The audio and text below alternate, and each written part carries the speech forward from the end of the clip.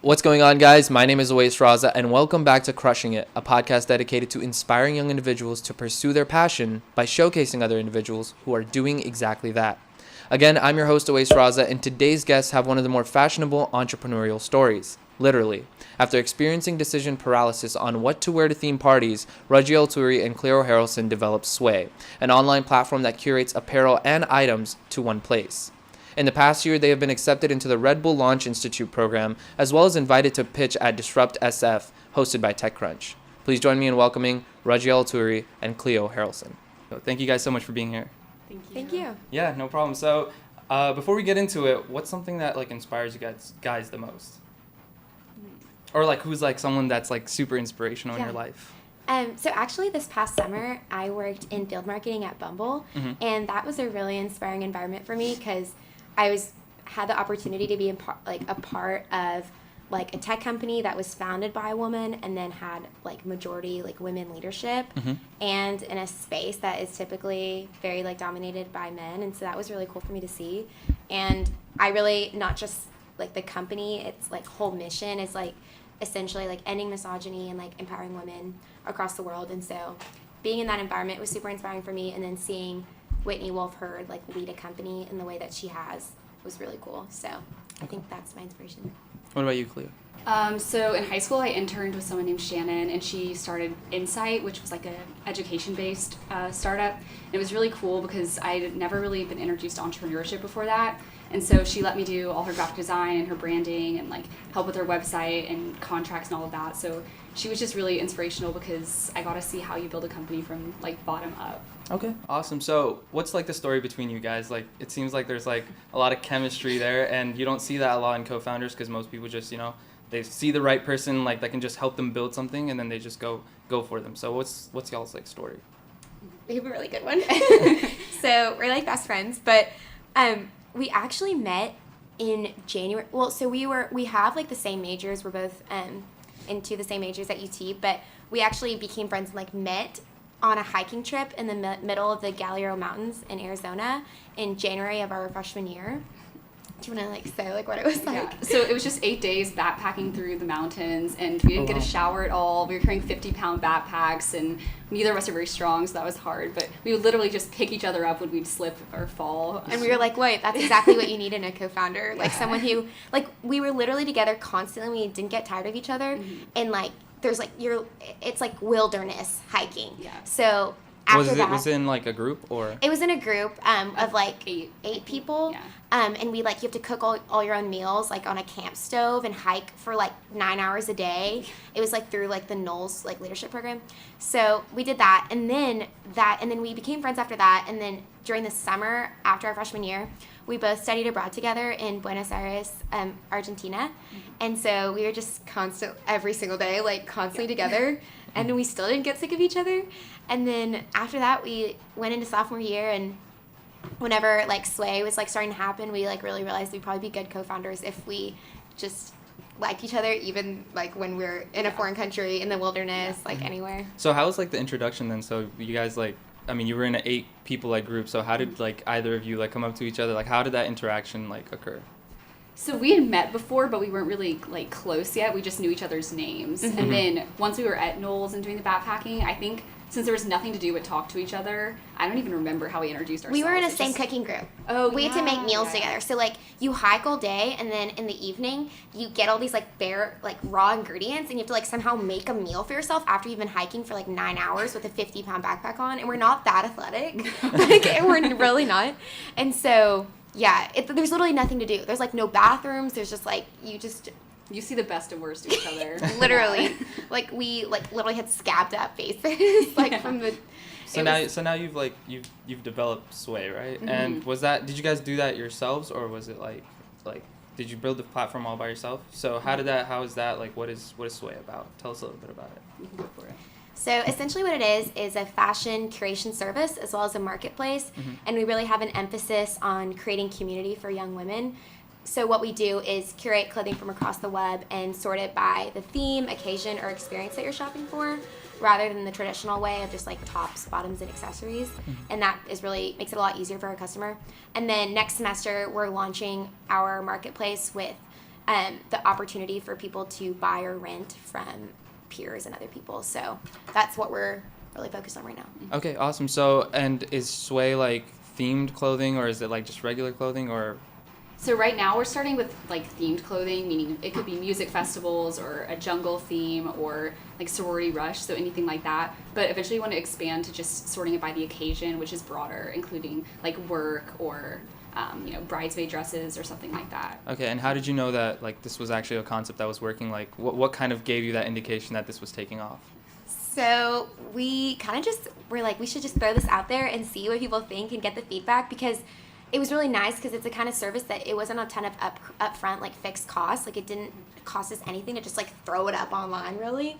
So we did that, and then we had like thousands of people who started being on the website, and then we made an Instagram account and we had all these people following it, and then people started getting in our DMs and messaging us and asking to be involved, and we were like, dang, like people actually want to be on this thing that we made. We were like, what? Wait, so there wasn't like, you didn't have to do any sort of marketing or anything like that for the initial user base? We just posted on our like Facebook. individual Facebooks, and then the word spread really fast, I guess. And people were just messaging us saying, oh, I've wanted this before, like how can I help you spread the word? And then just a lot of word of mouth. Yeah, and then our first semester, we had 50 ambassadors at like 21 different campuses who just wanted to talk about Sway and like wanted to spread the word. So we were like, sure, that's awesome. And then, and then the numbers of people who were getting on the website just kept like ticking up. So we were like, dang. Yeah, and then I also read somewhere that you guys started handing out like stickers and whatnot. Was there like any other like sort of marketing thing that you did similar to that, or? Yeah, so this year for Rush, for sororities, we put fans in each girl's bag. So, like, all they're doing is walking around West Campus, sweating and all that. So, and it's really hot. We put our, like, brand on the fans, and they got to use that. So that was one of our big marketing stunts. The fan said, you're hot, and Sway's your biggest fan. Okay, that's so, like, creative. we have a lot of, like, guerrilla marketing tactics like Yeah. that. With, like, tiny, like, the stickers, like, during Roundup and the fans. Yeah. We wrote in chalk on sidewalks throughout West Campus, like, over the summer and last year. And because it's like we really try to keep costs down, and like honestly that's been really successful, because I know a lot of people will spend like money on like Instagram ads and Facebook ads and stuff like that, but what's worked most with us is like using our network and the college network, using the Greek life network, all of that, to really get the word out there. Okay, and so the network and the word of mouth landed you in the Red Bull Launch Institute program. I think it was, what was it, last summer or this summer? Yeah, basically, yeah. Okay, so what did you guys do there? Talk about it. Was it like an accelerator? What did they teach you? Like, what did you come out like learning? So over this summer, we went to New York and got to meet with consultants at Fahrenheit 212, where they just took a deep dive into our business with us and mapped out like the whole consumer buying process and found where our strengths were and all of that. And then they also helped us perfect our pitch for TechCrunch Disrupt in San Francisco, which is where we got to go just pitch to all these different investors and potential partners and all of that. So it was a two-sided program. Okay, and so you did end up landing to Disrupt SF from the Red Bull Launch Institute, Yes. right? Talk about that. What was it like pitching there? It was It was really crazy. cool. It felt surreal. I don't know. Cleo was like, you were like, I watched Silicon Valley, Yeah, and I this love happened in the show. But like, did you guys, so I'm not sure really how it's set up. I read that it was like booths and stuff, but did you guys get to actually pitch on like a main stage as well? No, so we just had booths, but because we were there with Red Bull, our booth was kind of front and center, which was really cool because it meant we had a lot more foot traffic, so we got to pitch a lot more than people like who we saw just standing around. Because like Red Bull was like one of the like sponsors, like tiered sponsors of the entire event, so that was really nice. And Red Bull did a presentation and they like talked about us. Like during, so we got to like have, so like they did like a stage presentation and then introduced our startups during that, which was cool. So we had a lot of like ancillary events and stuff, which it was just a really cool opportunity, not just for the programming, but also to get to know the two other teams who were there in New York and SF, because seeing, like, we were all at different stages, but like seeing where they were and what they were doing was a really good like learning experience for us, because they were other students as well. And one of the other teams was Kush, right? Okay, yeah, we had him on earlier as well. I don't know if you saw that, but let's like move on to a little bit of a different topic, which is what you addressed earlier about entrepreneurship being like predominantly male, right? So even on this podcast, you guys are like the first female founders on here. So are there like some obstacles you face as female founders? And like, what are those obstacles? I think that sometimes people just don't take us as seriously, and that's partially just because our business is about clothing. We're college women. I feel like there's different stereotypes about that work against us. So it takes it's about parties or something. Yeah. It sometimes takes us longer to prove the value behind our idea, I think. I think we've done our best job when people have like taken the time to like actually sit down and chat with us. Sometimes because people will say things like, oh, like maybe my like daughter or wife would like love to hear about this, but like I'm like, you can like to hear about it too, you know. It doesn't have to be your daughter or wife who like listens to our pitch, you know. Yeah. And so I think some people don't realize like they can relate to like what we're like the market that we're trying to help and like the problem that we're trying to solve. And if you like just listen for a little bit, you can like understand the problem that we're trying to solve. So sometimes we've gotten responses like that, and we're kind of like, it's like frustrating a little bit. What about funding? Is there like a problem with like being funded as female founders, or does that problem not exist anymore? I'm familiar with like the data and stuff about it that it's like a lot harder for female founders to like secure like venture capital funding. So like I know like the statistics, especially like women of color, it's like even harder. So that's something that like is definitely something we pay attention to.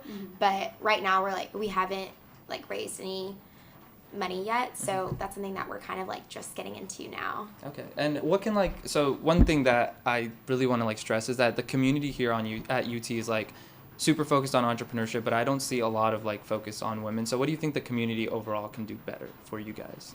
Honestly, the way that we've been able to like, we kind of got lucky and we were able to meet a few like women on campus who've been super helpful mentors to us.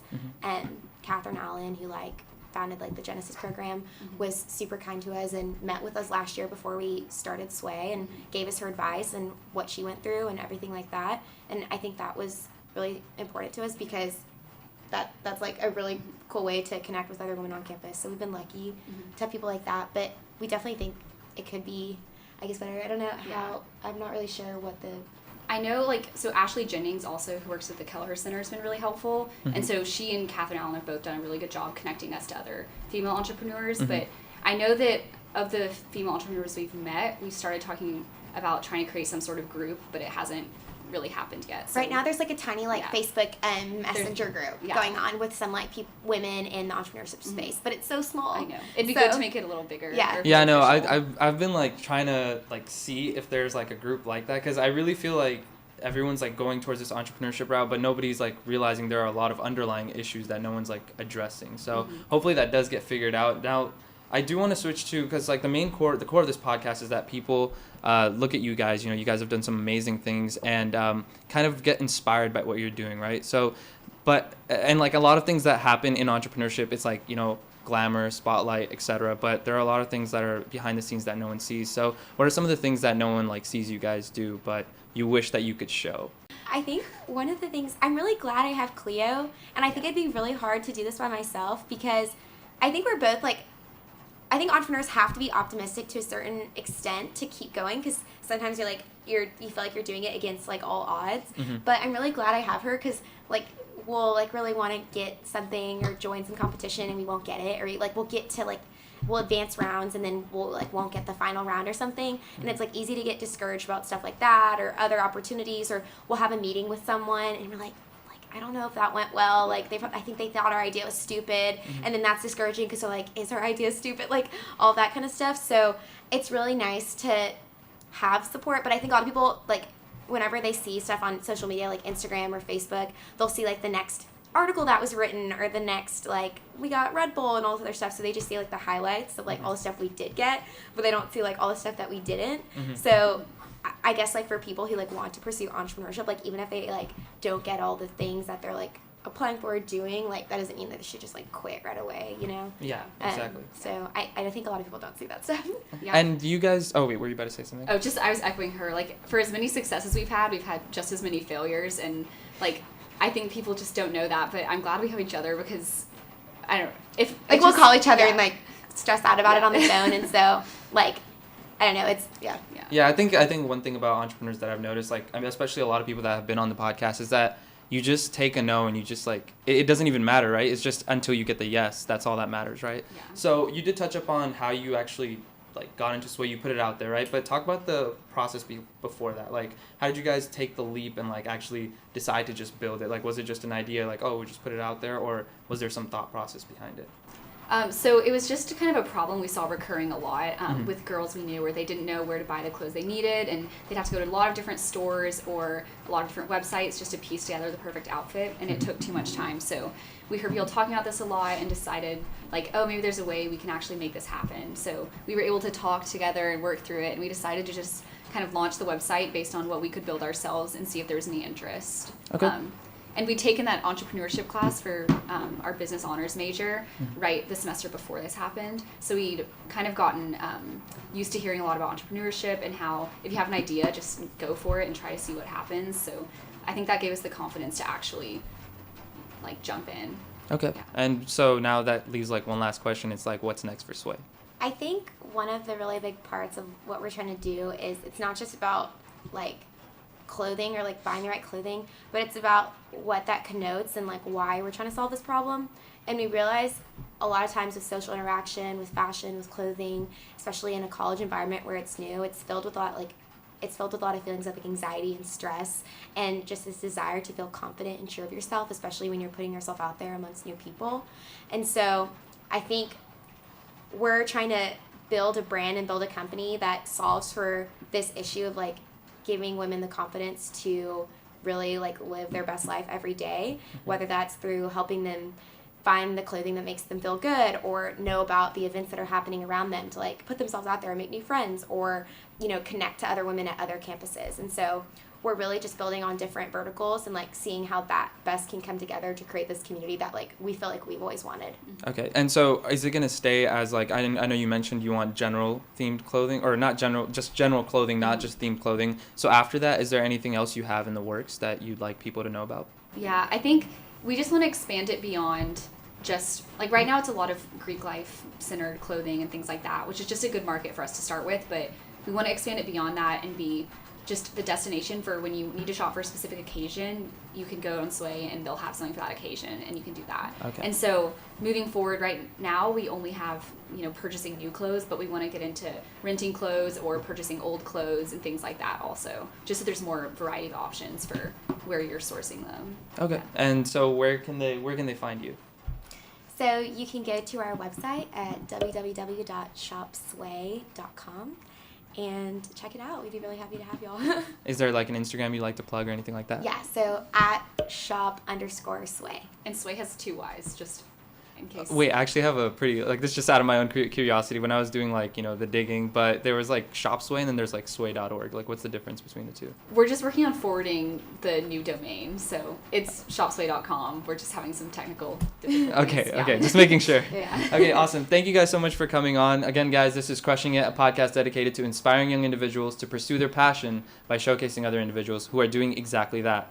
Share this with a UT student. Check out these guys. They've done an amazing job. And thank you guys so much for coming on. I really appreciate it. Thank you. Thank you. That's it. Okay. Yay. That was Yeah, that actually was- pretty fast.